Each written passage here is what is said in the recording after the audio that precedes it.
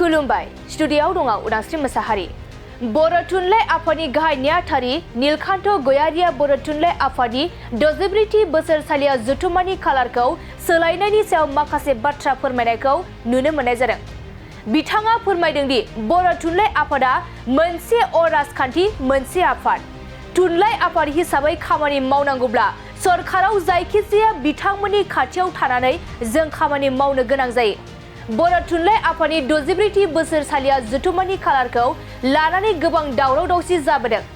बर' थुनलाइ आफादनि 64थि बोसोरसालिया जथुम्मानि खालारखौ 28 जानुवारियाव मानो लानाय जाया बेनि बादै फोरमायखादोंमोन आरो 13 अक्ट'बराव सावरायलायनायाव रावबो गोसोखांनो हायैयाव बे जाथाया जादोंमोन होनना फोरमायदों बिथां नीलकान्त गयारिया।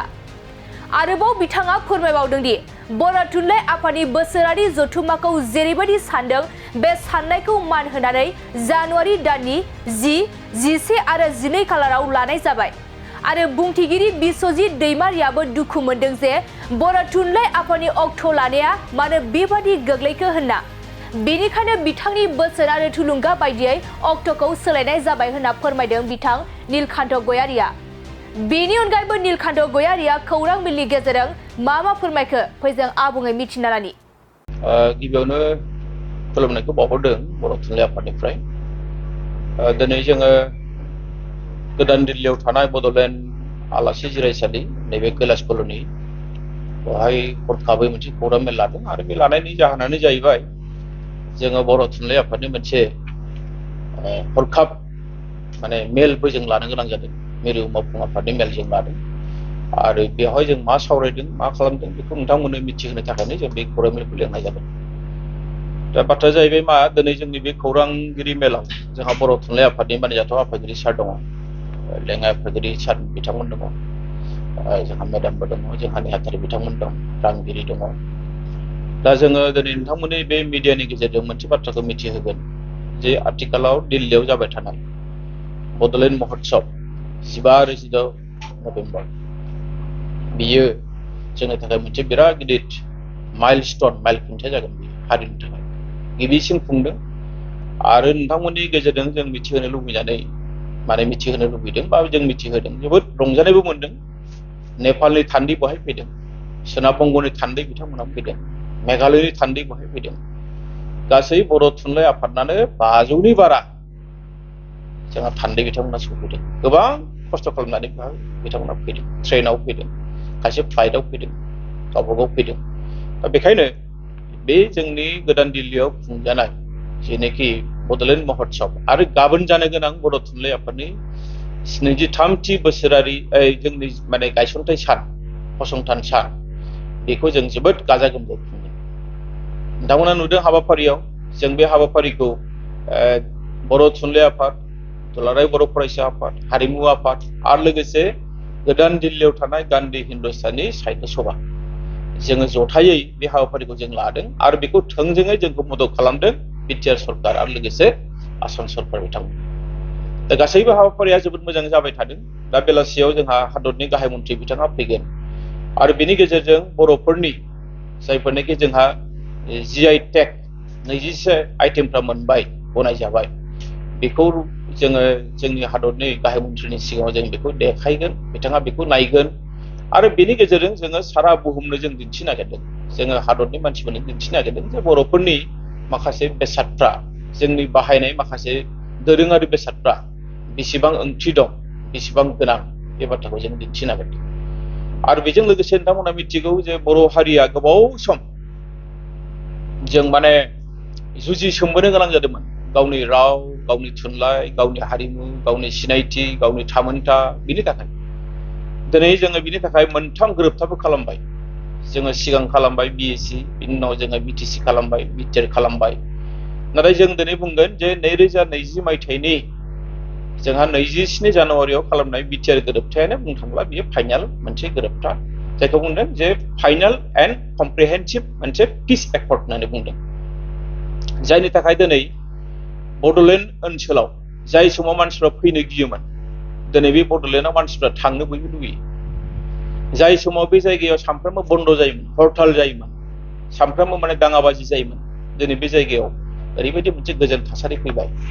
बुहुमनि गुबुन गुबुन जायगानिफ्राय दिनै बेवहाय फैनानै बेवहाय बिथांमोना गोजोननायखौ लाफैयो बे जोंनि थाखाय मोनसे मोजांसिन दिनै जोंनि बर' रावा गोबां जौगाबाय दिनै जोंनि थाखो सेनिफ्राय जुरिनानै दिनै बर' रावखौ जोङो मिडियाम हिसाबैनो जोङो थाखो 12सिम फोरोंनो हानायनि खाबुखौ जों मोनदों आरो बेनि गेजेरजों जोङो बर' थुनलाइ आफादा बुंनो थांब्ला जोंनि लोब्बा आफादफोरखौ लानानै जेरै दुलाराय बर' फरायसा आफाद बर' आइजो अनसाय आफाद जोंनि बर' माने हारिमु आफाद जोंनि गुदि फोरोंगिरि आफाद बा फोरोंगिरि आफाद बिथांमोनखौ लाफानानैनो जोंनि जेंना जेंगोनाखौ जोङो सुस्रांबोदों आरो बे बेलायाव बर' थुनलाइ आफादा मालाबाबो जनानै थायाखै जों थाया जोंहा गोबां मालाबा समाव चेलेन्ज फैयो बे चेलेन्जखौबो जों बारबोदों जेरैहाय जोङो हायार सेकेन्डारियाव जेब्लानाखि जोंहा रिकगनाइज जाबाय बेखौ आसाम सरकारा गनायथि होबाय नाथाय बिथांमोना बिजाब होआखैमोन बिजाबखौ दिनै बिथांमोना होनो गोनां जाबाय जाय समाव बिथांमोना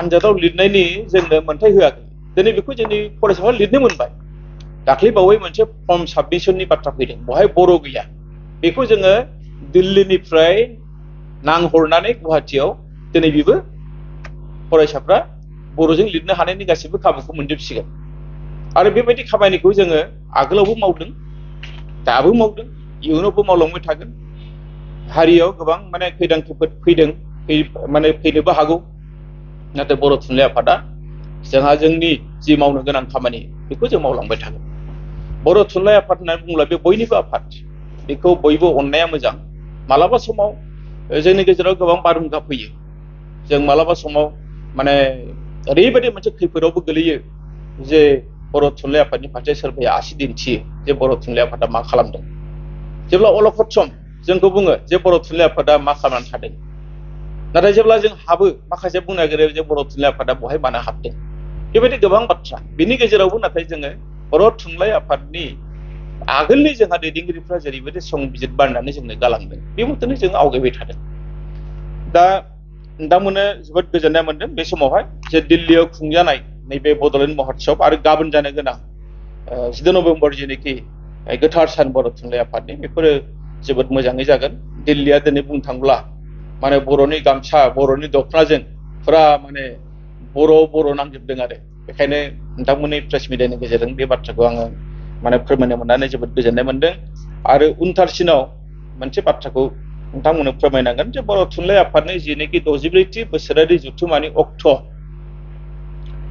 बेखौ लानानै गोबां माने दावराव दावसि जाबोदों आरो जोङो बर' थुनलाइ आफादनि हिसाबै आङो जेब्लानाखि 27 अक्ट'बराव डिमाकुसियाव जेब्लानाखि मोनसे मिरु मावफुं आफादनि मेल जादोंमोन आं बावबो निमाहा बिदों आरो आं बेयावबो बुंदों जे मानो बिदि लानाय जायामोन डेटआ 28 जानुवारिया मानो बाथौ सानाव गोलैखो बेफोर खोथाफ्राबो जोङो फिननायखौ होखादों 13 अक्ट'बराव जेब्ला जोङो सावरायदोंमोन रावबो गोसोखांनो हायियाव बे जाथाया जादों बेखौबो आं बुंदों दा बेनि उनावहाय जोङो जेब्लानाखि 7 नभेम्बराव जेब्ला जोंनि दुलाराय बाथौ गौथुमनि मानिजाथाव आफादगिरि मानिजाथाव गाहाय नेहाथारि मानिजाथाव बोसोनगिरि बिथांमोनजों जोङो जयैनो डिमाकुसियाव सावरायदों नाथाय गोबां सावरायदोंब्लाबो जोङो जोबथा गोरोबथायाव फैनो हायाखै आरो बिनि उनावहाय जोङो नुबाय जे ससियेल मिडियायाव गोबां बाथ्रा बर' थुनलाइ आफादनि माने सायाव बुंदों जों हेंथा होननानै बुङा बर' थुनलाइ आफादनि सायाव गोबां बाथ्रा बुंदों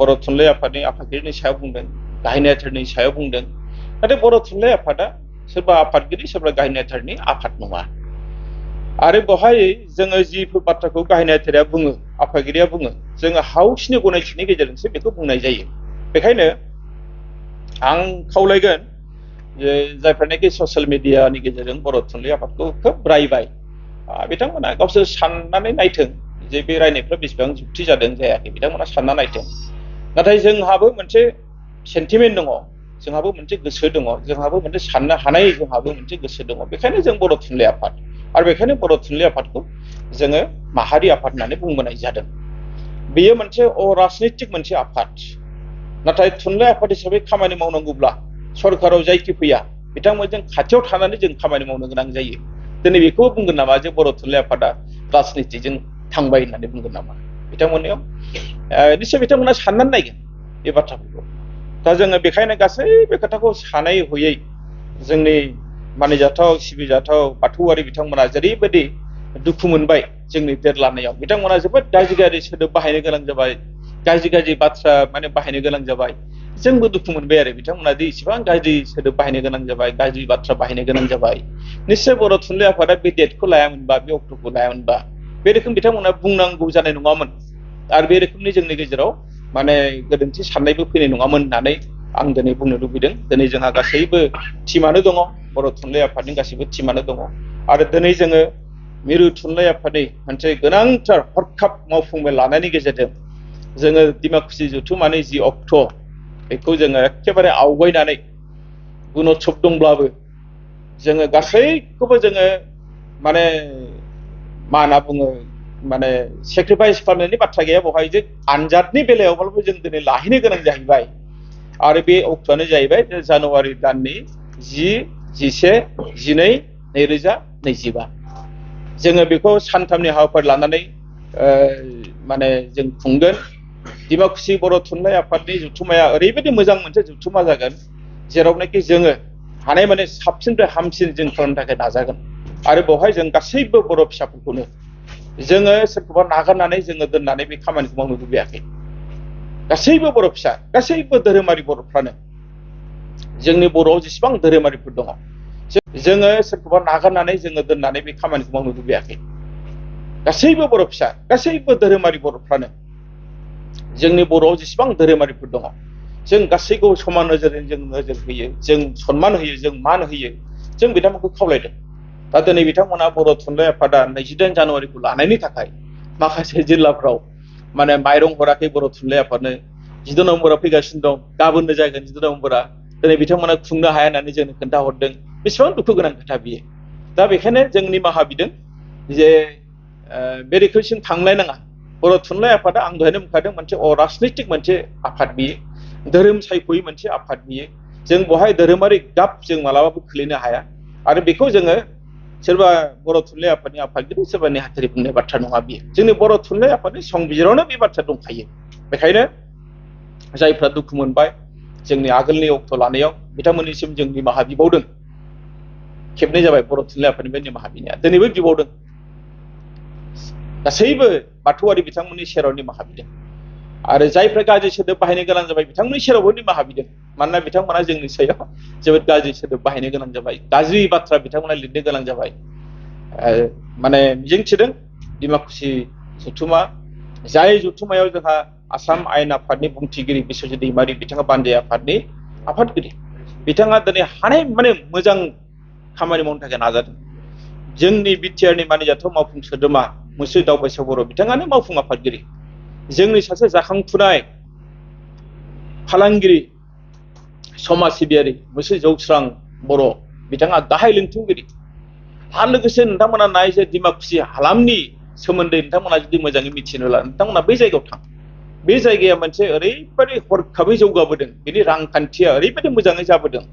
दिनै बे डिमाकुसि बायदियाव बर' थुनलाइ आफादखौ बिथांमोना बोरै हायो मोजाङै खुंनो थाखाय नाजादों, लुबैदों, हास्थायदों आरो बिथांमोनखौ जोङो दुलाराय जोंहा मिरु मावफुं आफादनि जथुम्मा, जों दिनै गासैबो दिल्लीयावनो फैदों, बड'लेण्ड महोत्सबआव फैखादों आरो गाबोन जोंहा 14 नम्बर फालिगोन। बेवहाय नोंथांमोना साननानै नाय जे बर' फिसाफ्रा होदावरि होसावरि ओरैबायदि फैदों, जोबोद खस्थ' मोनदों, नाथाय ओरैबायदि खुसियाव दङ बिथांमोना। बेनि गेजेराव जोङो दिनै सम दिहुननानै नैबे बड'लेण्ड गेस्ट हाउसआव हरखाबै बिथांमोनखौ लानानै जों सावरायदों आरो बिथांमोना जोंनो दिनै फंसे रावावनो बुंदों जे बर' थुनलाइ आफादनि जिनिखि बोसोरारि जथुम्मा जेरैबायदि सानदों बे साननायखौ मान होनानै 10, 11, 12 जानुवारि 2025 लांनाय जाथों आरो बे आइडियाखौ जोङो नोंथांमोननो मिथिहोनो लुबैदों। जोंहा मानिजाथाव आसाम आयेन आफादनि बुंथिगिरि, जिहेतु बिथाङा बानजाय आफादनि आफादगिरि, बिथाङाबो जोंखौ बोसोन होबाय। बिथाङाबो खोब दुखु मोनदों जे बर' थुनलाइ आफादनि माने अक्ट' लानाया मानो बिदि गोलैखो होननानै। बे समाव रावबो सानफ्लाङाखै। बेखायनो बिथांनि बोसोन बायदि, बिथांनि थुलुंगा बायदिनो बे अक्ट'खौ सोलायनाय जाबाय। गोजोन्थों।